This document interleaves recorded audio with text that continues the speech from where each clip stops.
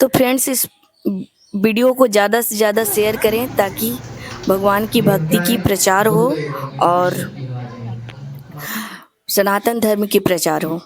बाकी आप लोग ब्लॉग में बनिए और देखिए कैसा है ब्लॉग।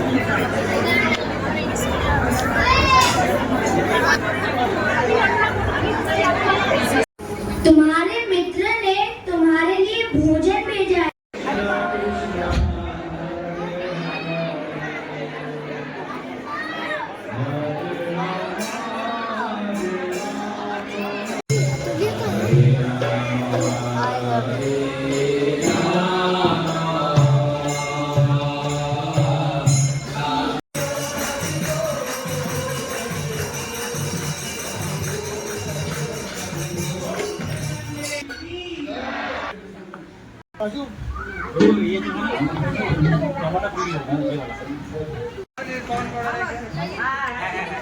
उसमें डाल देना चाहिए में ज्यादा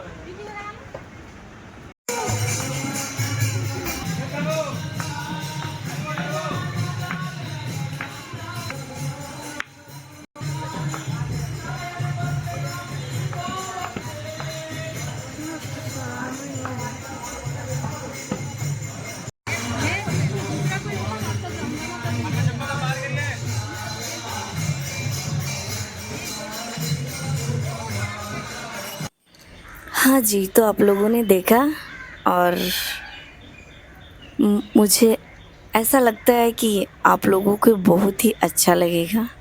तो इंट्रो मैंने दिखा दिया, तो अब चलिए बढ़ते हैं कि क्या क्या हुआ है, क्या हो रहा है, क्योंकि इंट्रो देख के उतना समझ नहीं आता है। हे एवरीवन, राधे राधे, हरे कृष्णा। स्वागत है आप लोगों का वंदना तिवारी ब्लॉग 21 में। और आज का ये मेरा नया ब्लॉग है, क्योंकि आज मैं इसको अपलोड कर रही हूँ तो ये नया नया ही हुआ ना। तो फ्रेंड्स, आज मुझे मंदिर का नए मंदिर का निर्माण हुआ है और उनमें बैठे श्री जगन्नाथ जी, बलदेव जी, सुभद्रा जी का दर्शन प्राप्त हुए। भव्य दर्शन, बहुत ही प्यारा।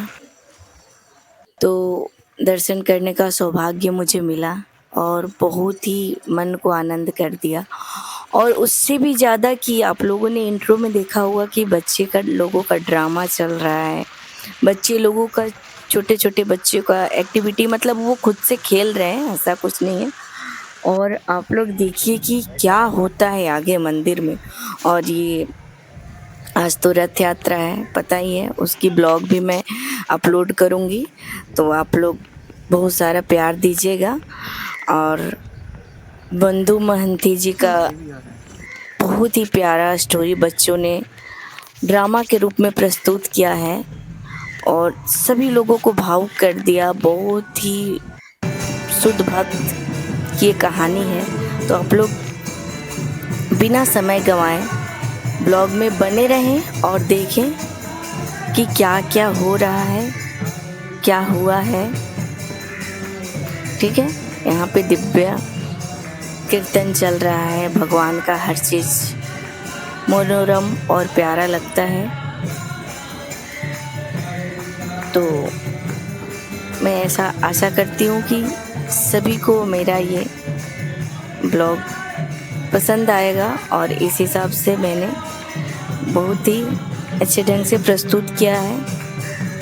मैंने काफ़ी एफर्ट लगाई है। आप लोग अपना सुझाव कमेंट बॉक्स में ज़रूर देना और वीडियो पसंद आए तो लाइक, शेयर एंड सब्सक्राइब करना ना भूलना।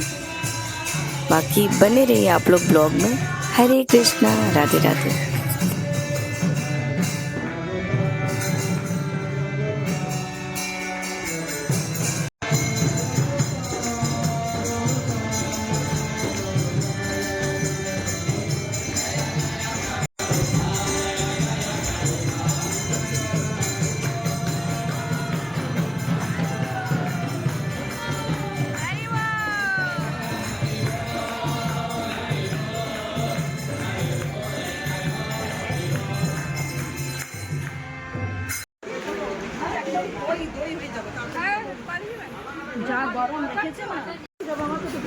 कि नहीं कि आप तो क्यों नहीं गो देखिए ना माता जी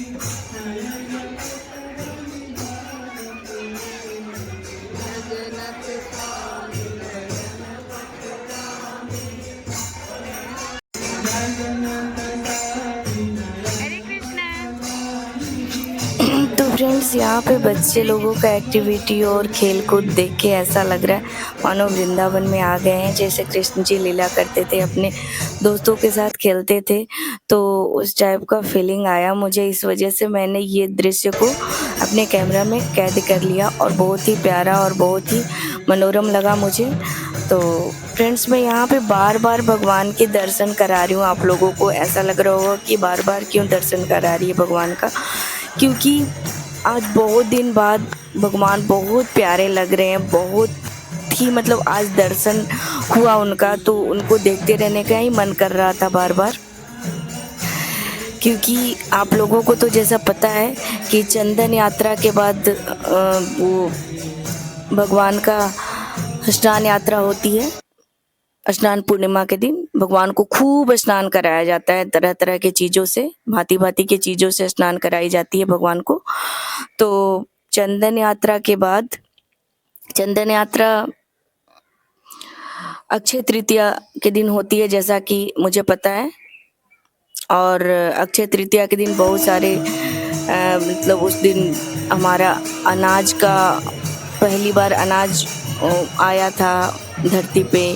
भगवान परशुराम जी का जन्म उत्सव है और भगवान का उसी दिन से चंदन यात्रा प्रारंभ होती है, तो बहुत ही शुभ माना जाता है सनातन धर्म के लिए अक्षय तृतीया।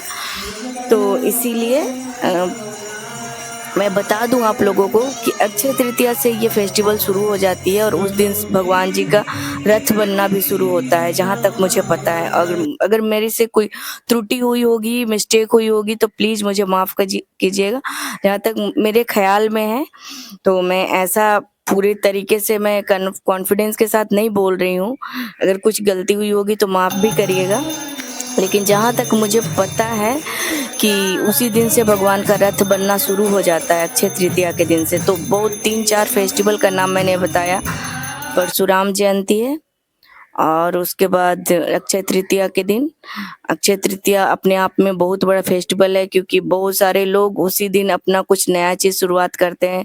हमारे किसान लोगों के लिए भी ये बहुत बड़ा फेस्टिवल है, क्योंकि उस दिन अनाज का पहली बार अनाज आया था पृथ्वी पे, तो ये भी है। और भगवान का रथ, फिर चंदन यात्रा, मतलब ये सारा फेस्टिवल उसी दिन से। तो चंदन का लेप लगाया जाता है बहुत दिनों तक, गर्मी की वजह से भगवान को गर्मी लगती है, लीला है, ठीक है। नहीं तो करोड़ों सूर्य और कोटि कोटि सूर्य जिनसे निकलता है उनको क्या गर्मी लगेगी। ये भगवान की एक बहुत ही मनोरम और प्यारा लीला है, ये मैं आप लोगों के साथ शेयर कर रही हूँ। तो फ्रेंड्स मैं बता दूं कि चंदन यात्रा के बाद भगवान को स्नान कराई जाती है, स्नान पूर्णिमा के दिन, ज्येष्ठ पूर्णिमा के दिन। वो भी ब्लॉग है, आप लोग देख लीजिएगा। और उसके बाद, उसके तुरंत बाद स्नान करने के बाद भगवान का एक ऐसा अद्भुत तो फ्रेंड्स आप लोगों ने पीछे देखा कि भगवान की रथ बन रही है, तैयार की जा रही है। और तैयार मतलब रथ तो तैयार ही रहता है। अक्षय तृतीया से, मैंने बोला कि अक्षय तृतीया से रथ बनना शुरू हो जाता है। तो यहाँ हम लोग पूरी जगन्नाथपुरी में वो लीला होती है, लेकिन यहाँ पे हम लोग तो एक करते हैं उसी फीलिंग के साथ और उसी बहुत ही अच्छे तरीके से कोशिश करते हैं और यहाँ पे बहुत ही सुंदर से रथ तैयार की जाएगी, तो वो ब्लॉग मैं आज शेयर करूँगी, ठीक है। तो आप लोग बने रहिए। और वो जो रथ आप लोगों ने देखा, जो मैंने दिखाई, ये रथ प्रभु जी लोग मिलके थोड़ा सा डेकोरेट कर रहे थे, वो बहुत ही अच्छा दिखेगा आज। तो आज मैं उसका दर्शन कराऊंगी रथ का। तो प्लीज बिना स्किप किए मेरा सारा वीडियो देखिए तो समझ में आएगी। जो लोग भक्त होंगे, जो लोग सनातन को पसंद करते होंगे, उनको मेरी वीडियो बहुत अच्छी लगती होगी। बाकी लोगों का तो अपनी मर्जी है, अपनी जिंदगी अपने हिसाब से जीने की, किसी का कोई फोर्स नहीं है। हरे कृष्णा। तो आप लोग देख सकते हैं भक्तों का उत्सव, भक्तों का उत्साह, और ये डांसिंग, कीर्तन, ये सब आप लोग देख सकते हैं। कैसा लग रहा है? आरती ले लीजिए आप लोग भी।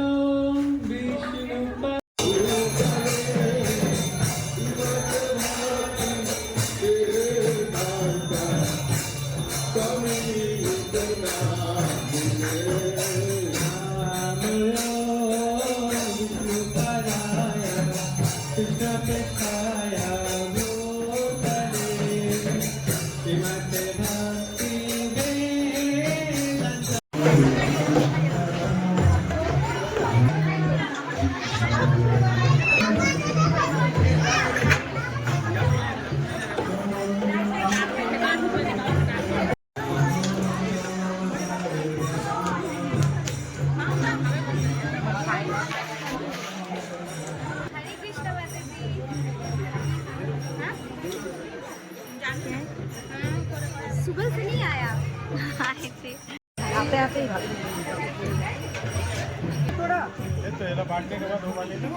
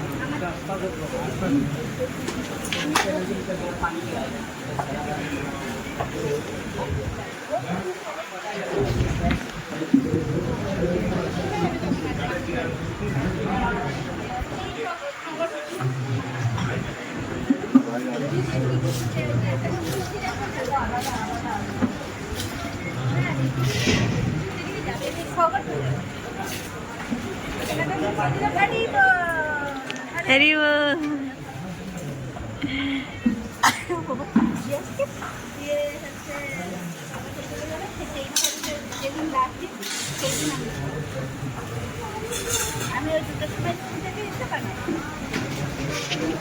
मंडली था भक्तों का। हर एक मंडली में कई सारे मृदंग प्लेयर, प्रताप प्लेयर, भक्त लोग डांस कर रहे थे। और बड़े बड़े जो महान भक्त हैं वो भी नृत्य कर रहे थे।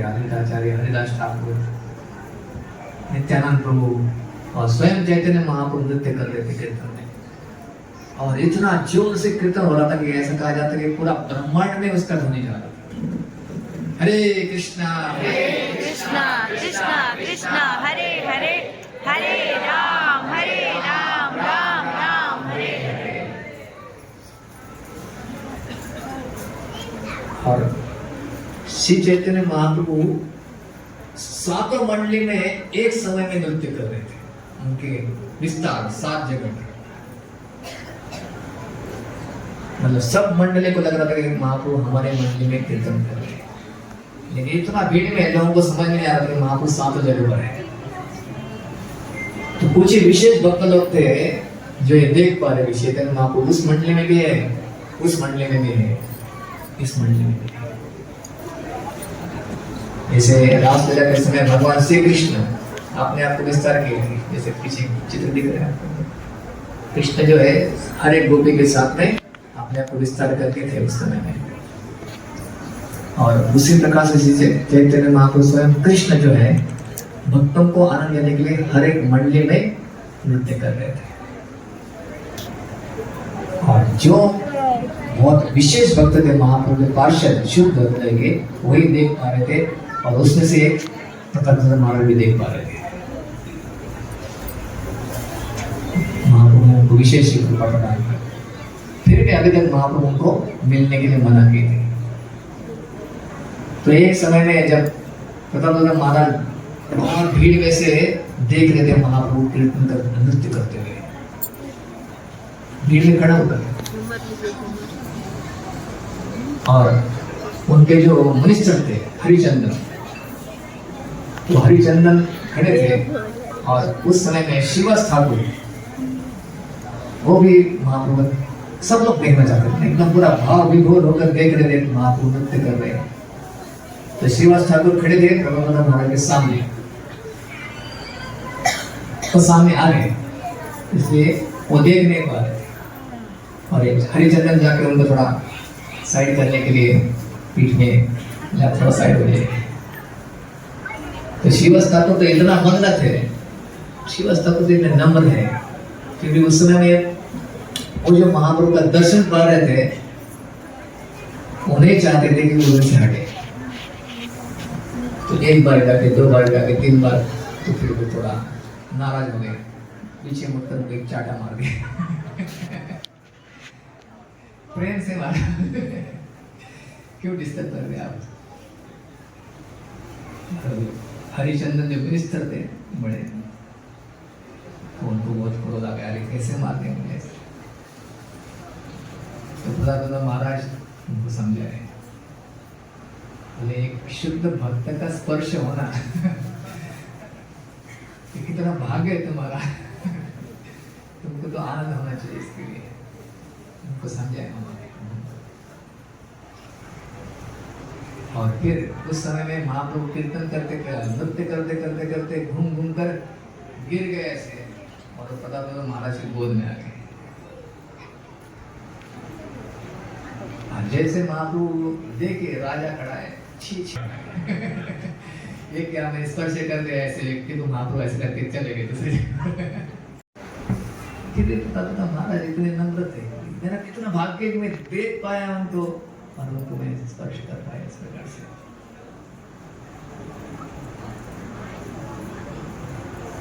और फिर ऐसा कीर्तन नृत्य होते हुए जब जगन्नाथ जी आगे जा रहे हैं, तो जगन्नाथ जी है कविराज गोस्वामी बोलते कि जगन्नाथ भगवान देख रहे थे केवल महाप्रभु का नृत्य। जैसे चैतन्य महाप्रभु नृत्य करते करते कभी कभी पीछे जाते थे, तो जगन्नाथ जी का रथ रुक जाता था, और फिर महाप्रभु सामने आके फिर रथ चलने लगता। और एक समय का ऐसा हो गया, रथ रुक गया, और रथ रुकने के बाद फिर सारे मल्ल आ गए खींचने के लिए। शायद लोग खींच नहीं पा रहे, तो बड़े बड़े मल्ल रहते थे उस समय में, जो जगन्नाथ जी का रथ खींचने के लिए रहते थे स्पेशली। तो कई सारे मल्ल आकर खींच रहे हैं, लेकिन खींच नहीं पा रहे थे। और फिर उन लोगों ने हाथी ले गए खींचने, हाथी घोड़े लगाए, तो भी जगन्नाथ आगे नहीं जा रहे। हाथी चित्कार कर रहे थे, लेकिन जगन्नाथ जी अपने ही इच्छा से चलते, ऐसा कहा जाता है। अगर भगवान जगन्नाथ रुक जाते हैं तो उनको कोई हिला नहीं सकता। और फिर देखा कि कोई नहीं हिला पा रहा है उनको, जगन्नाथ जी को, फिर चैतन्य महाप्रभु ने सारे मल्लों को बोला आप छोड़ दीजिए, हाथियों को बोला आप छोड़, निकाल दिया। और जो रस्सी थी फिर अपने भक्तों के हाथ में दी उन्होंने, उनके जो पार्षद लोग थे। और फिर महाप्रभु जाके थोड़ा रथ को ऐसा स्पर्श किए अपने सर से, तो भक्त लोग खींच रहे, तो जगन्नाथ तुरंत जाने लगे। हरि बोल।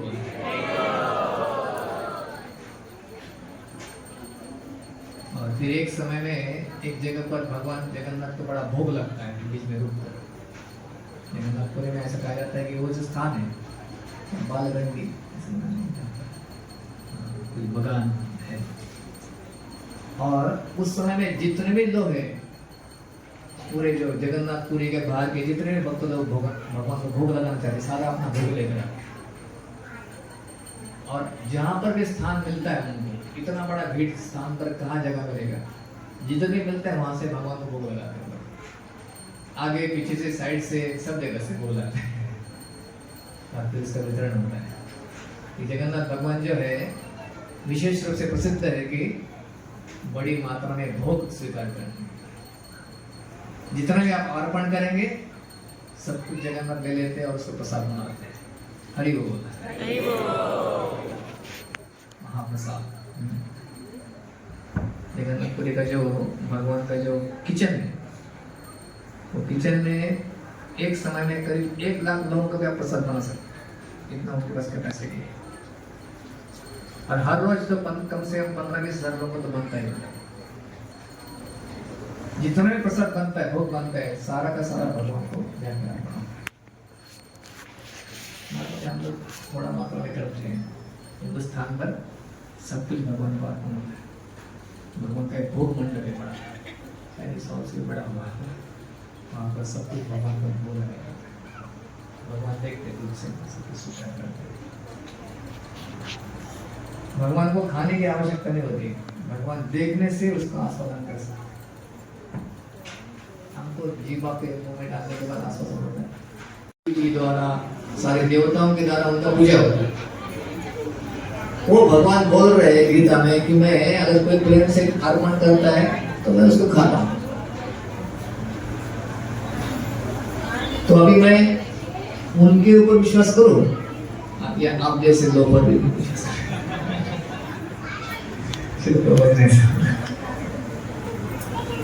भगवान बोल नहीं खाता और आप बोले नहीं खाते,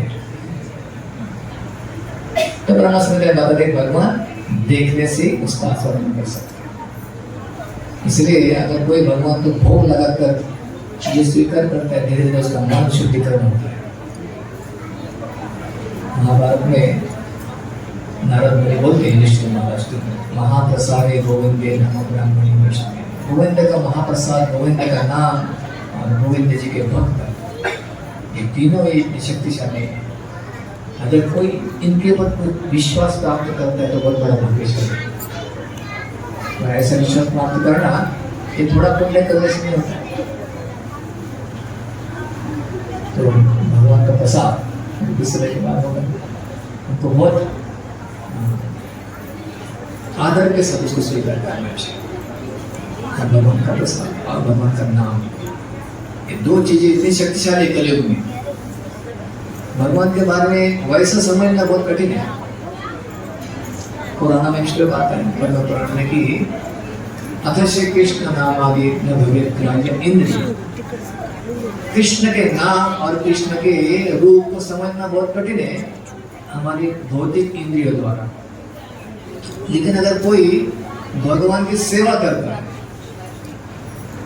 और सेवा कैसे चालू होती है? जीवा से। जीवा से सेवा। जीवा क्या सेवा करती है? जीवा के दो कार्य है, एक तो चखना होता है, एक बोलना होता है। तो सेवन मुख्य ही जीवादो, ये करने से व्यक्ति भगवान का अनुभव करेगा। स्वयं एवं स्फुरत्यता, भगवान का नाम और भगवान का प्रसाद, दो चीजें अगर कोई आदर के साथ सेवा भाव में देता है तो उसका चित्त शुद्धि हो जाएगा और वो भगवान का अनुभव करेगा अपने जीवन में। कैसा अनुभव? जैसा हम एक दूसरे का अनुभव कर रहे हैं। किसी को डाउट है कि हम यहाँ पर खड़े हैं, बैठे हो सकता है किसी का मन के और में क्या मालूम बात है, लेकिन जिनका मन यहाँ पर है सब अनुभव कर रहे हैं एक दूसरे का, एक दूसरे देख रहे सुन रहे। वैसे आप भगवान का अनुभव कर सकते हैं। प्रभुपाद जी बताते हैं, भागवत में बताया गया भक्ति पर ईश अनुभव। भक्ति मतलब भगवान का अनुभव, पर ईश परमेश्वर का अनुभव। प्रभुपाद जी बताते हैं शुरुआत में आपको अनुभव होगा कि आपका चित्त शुद्धि हो रहा है, मन के अंदर की जो गलत भावना है वो सब शुद्ध हो रहा है। काम क्रोध लोभ मद मोह मत्सर धीरे धीरे घट रहा है, और जितना ये घटेगा उतना शांति और आनंद का अनुभव। इसलिए भक्त लोग देखते हैं हम कीर्तन करते जाते हैं, घंटों घंटा भगवान का कीर्तन कर पाते। क्यों? क्योंकि ये कोई साधारण, भगवान का नाम कोई साधारण चीज नहीं है। ये भगवान का धाम से भगवान नाम के रूप में प्रकट होते हैं। बोलो के प्रेम धन हरि नाम संकीर्तन। प्रभुपाद जी बोलते थे कि अगर आप कुछ दूसरा नाम जप करिए, mister John mister John mister John, ऐसा एक बार तो जैसा बोले 15 मिनट बाद इतना बोर हो जाएंगे कौन है मिस्टर जॉन नहीं कर पाएंगे।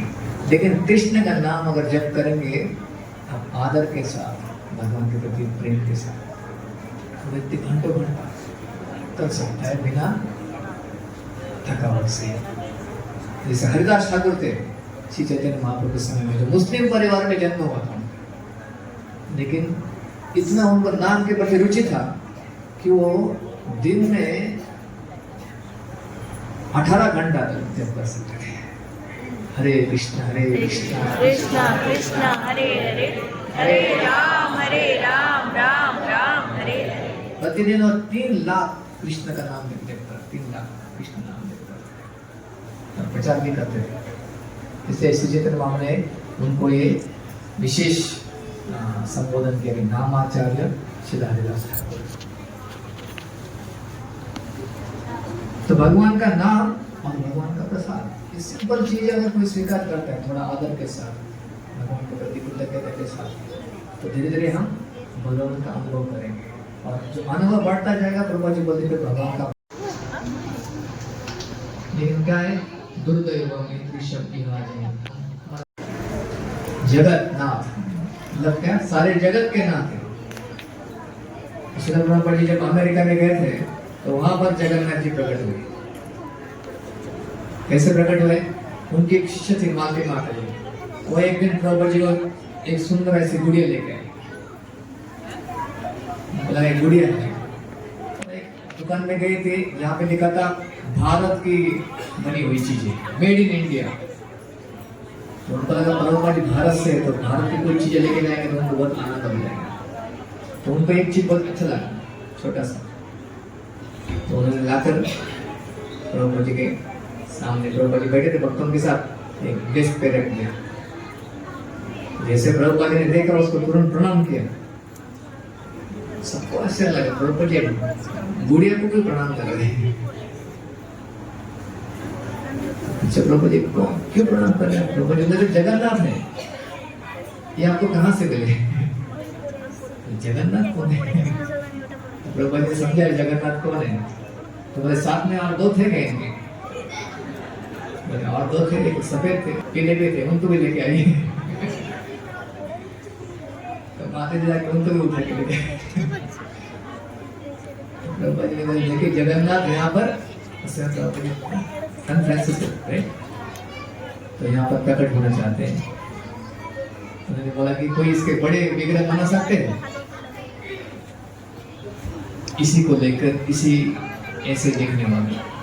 तो माता जी के जो पति थे श्याम सुंदर को बोले हाँ मैं जानता हूँ, मैं थोड़ा कारपेंटरी जानता हूँ और मैं थोड़ा लकड़ी काम करना जानता हूँ। तो मैंने बोला बनाए आप विग्रह, सुंदर विग्रह बनाए जो अभी भी है सन फ्रांसिस्को। जब उनका स्थापना का समय आ गया प्रभुपाद जी ने, और इसलिए भगवान प्रसन्न होकर सब कुछ यहाँ पर सुंदर एक मंदिर निर्माण की व्यवस्था बनाई। तो हम प्रार्थना करना चाहिए कि हमारे अंदर किसी प्रकार का अहंकार नहीं आए किसी का। भक्ति मार्ग जो है ये कृपा का मार्ग है, इसमें कुछ अहंकार करने का कुछ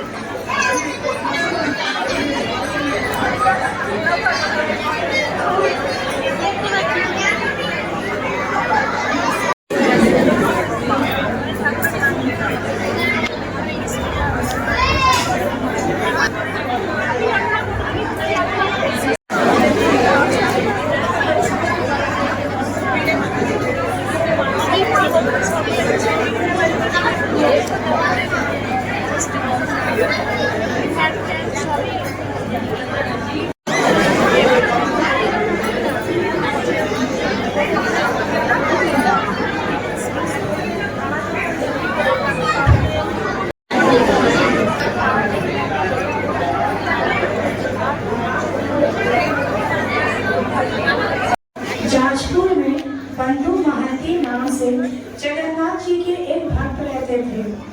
भिक्षा से गुजारा करते और दिन भर हरिनाम जपते।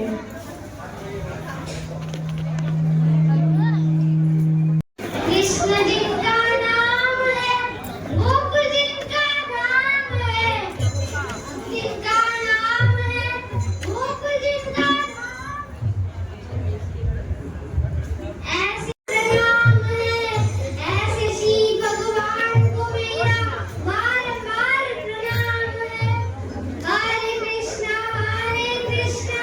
कृष्ण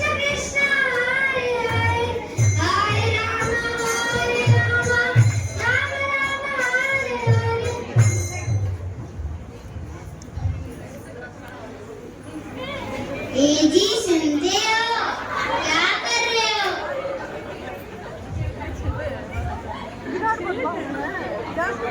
क्या हुआ?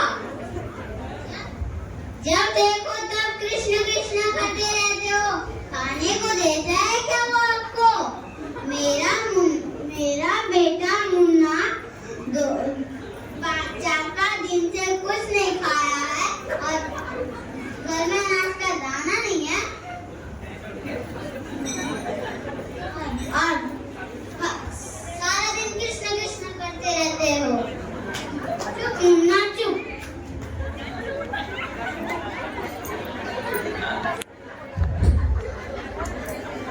कृष्ण तो जगत के स्वामी है।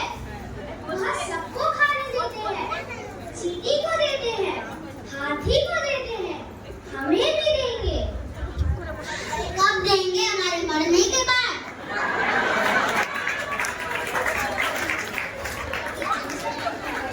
हाँ, मुझे याद आया। पुरी में मेरा एक मित्र रहता है। वह बहुत अमीर है। अगर हम उसके पास जाएंगे तो वह हमारी मदद जरूर करेगा। तो चलो उसके पास देखते हैं, कुछ खाने को देता है तो देखते हैं। लेकिन इतनी छोटी सी बात के लिए उसे परेशान करना। छोटी सी बात? ये छोटी सी बात है?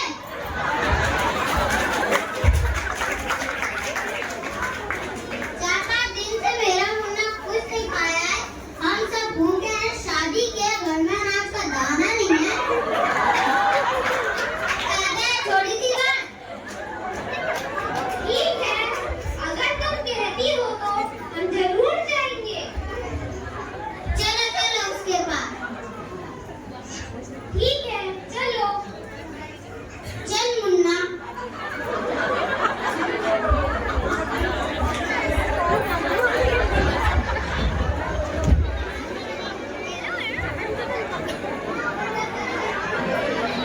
इसी तरह बंधु महांती अपने परिवार के साथ निकले अपने मित्र से मिलने। पूरा 4 दिन का कठिन सफर करके सिर्फ पानी और पत्तों से पेट भरते हुए पुरी पहुंच गए।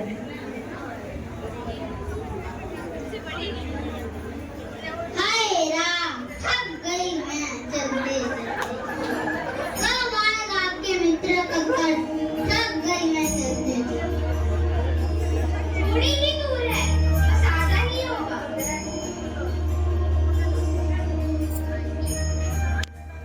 चुकी थी। जगन्नाथ मंदिर रोशनी से जगमगा रहा था और रोज की तरह आज भी बहुत भीड़ थी। कितना बड़ा महल है। ये महल आपके मित्र का है?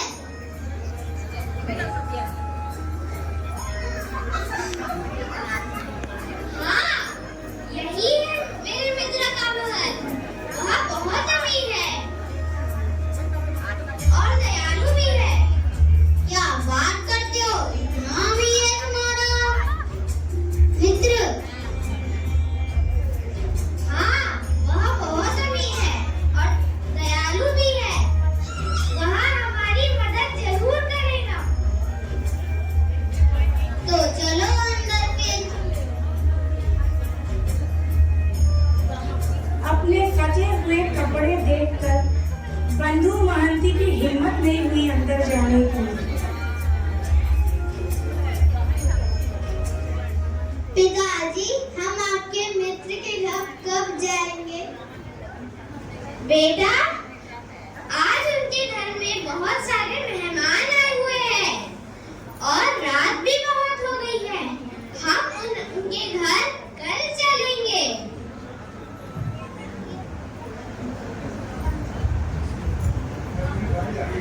मंदिर के पीछे एक जगह थी जहां महाप्रसाद के चावल का माड़ बनाया जाता था। उस जगह पहुंचकर उस माड़ को पूरा परिवार पीकर सो गया। लेकिन उस रात जगन्नाथ जी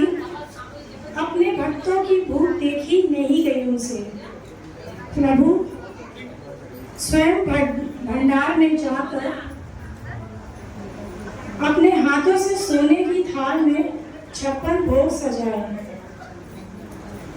और एक पांडा का रूप धारण किए और मंदिर के पीछे पहुंच गए। उन्होंने जोर से बंधु मानती को पुकारा। बंधु मानती, तुम्हारे मित्र ने तुम्हारे लिए भोजन भेजा है। नहीं है, शायद जगन्नाथ ने भेजा है। और सुनो, कहा है कि कल तक तुम्हारे रहने की व्यवस्था भी हो जाएगी। इतना कहकर वो चले गए। कई दिनों बाद पूरे परिवार ने पेट भर के खाना खाया। बंधु जी सोने की थाल धोकर अपने पास संभाल कर रख लिए ताकि सुबह होते ही उसे लौटा सके।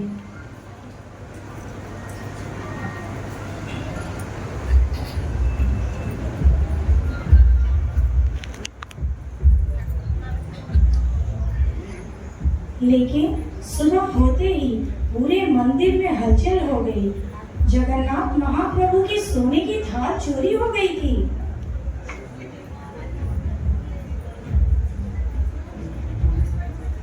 सुनो सुनो सुनो, भगवान जगन्नाथ जी की थाली चोरी हो गई। क्या? ऐसे कैसे? जगन्नाथ की सोने की थाली चोरी हो गई। चलो देखते हैं। बाहर बैठे एक भिखारी के पास सोने जैसी चमकती हुई एक थाल है। चलो देखते हैं। घूर पाप, घूर पाप। बिना कुछ कहे उन्हें चोर मान लिया गया। इन्हें महाराज के पास ले चलो, वही इनका पाप का दंड देंगे।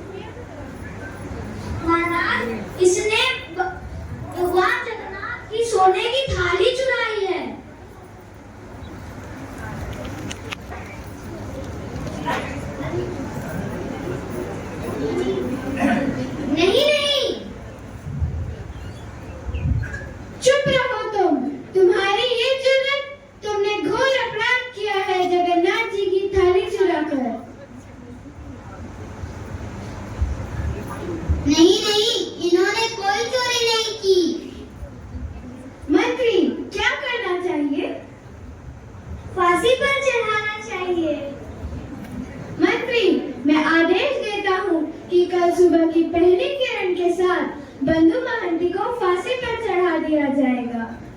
जैसी आपकी आज्ञा महाराज।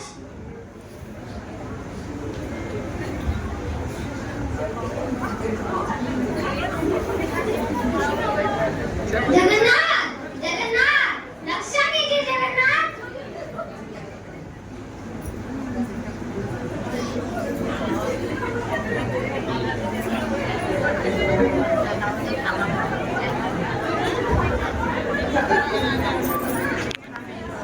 जगन्नाथ गजपति राजा प्रताप रूप के स्वप्न में आए और क्रोध में बोले, तुम्हारे घर कोई मेहमान आए तो तुम उन्हें भूखा सुलाते हो। मेरा मित्र इतनी दूर और इतनी शिद्दत से मुझसे मिलने आया था और तुम उसे दंड दे रहे हो। मैं तुम्हें आदेश देता हूँ कि श्री बंधु महांती को रिहा करो और आज से श्री मंदिर का सारा हिसाब किताब वही संभाल लेंगे।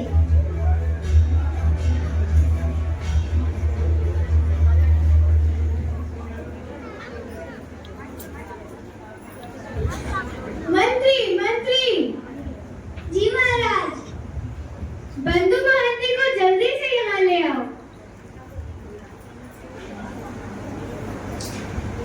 बंधु महांती, मुझसे बहुत बड़ा अपराध हो गया है। मैं नहीं जानता था कि जगन्नाथ आपको इतना प्रेम करते हैं। मुझे क्षमा कर दीजिए। स्वामी, मुझे माफ कर दीजिए। स्वामी, मुझे नहीं पता था आपने कृष्ण भगवान के इतने बड़े भक्त।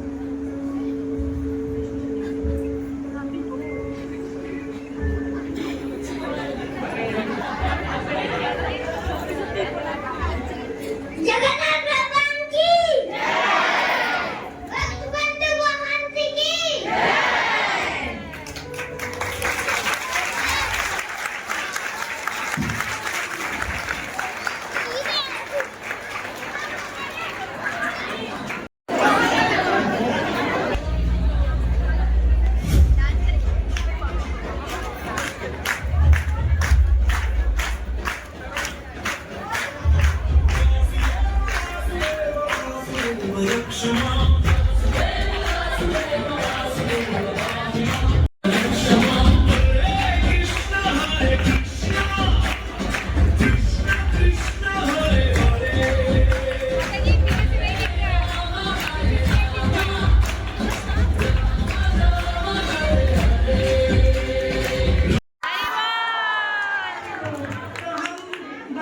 इंट्रोडक्शन थोड़ा करा देंगे।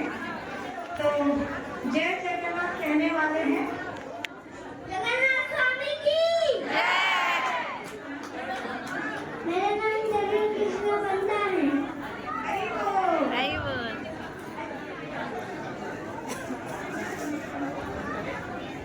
मेरा नाम अजिंक्य दुबे है।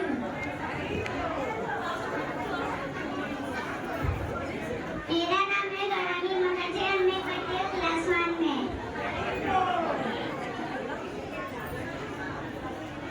मेरा नाम सिद्धार्थ मल्ली है।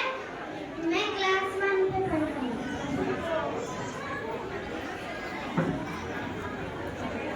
मेरा नाम नीलंदी आचार्य है। मैं क्लास 4 में हूँ।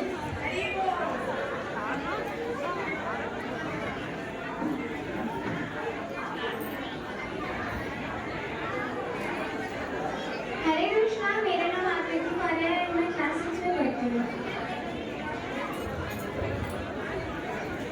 हरे कृष्णा, मेरा नाम उत्कर्ष है और मैं क्लास 4 में पढ़ता हूँ। हरे कृष्णा, मेरा नाम अनुष्का गिरी है। मैं क्लास 5 में पढ़ता हूँ। हरे कृष्णा, मेरा नाम शिवांशी नाथ है। मैं क्लास 2A में पढ़ती हूँ। हरे कृष्णा, मेरा नाम अतुल्य तिवारी है और मैं क्लास 5 में पढ़ता हूँ। मेरा नाम आयुष मार्गिरी है। मैं क्लास 2A में पढ़ती हूँ। कृष्णा, मेरा नाम आरव बर्नवाल है और मैं क्लास 5 में पढ़ता हूँ। जैसे कंपनी ने इतना अच्छा ड्रामा प्रस्तुत किया। हरी बोल। जय जगन्नाथ, जय जगन्नाथ, जय जगन्नाथ, जय जगन्नाथ, जय जगन्नाथ, जय जगन्नाथ, जय जगन्नाथ, जय जगन्नाथ, जय जगन्नाथ, जय जगन्नाथ।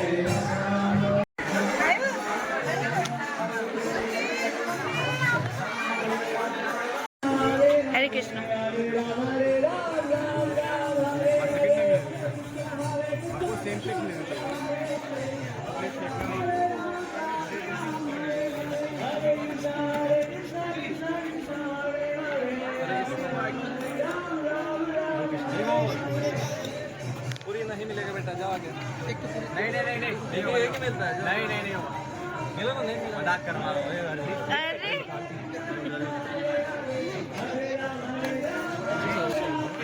अंदर का निकल रहा है अपने आते जाइए माता जी आते जाइए हरे कृष्णा हरे कृष्णा बड़ा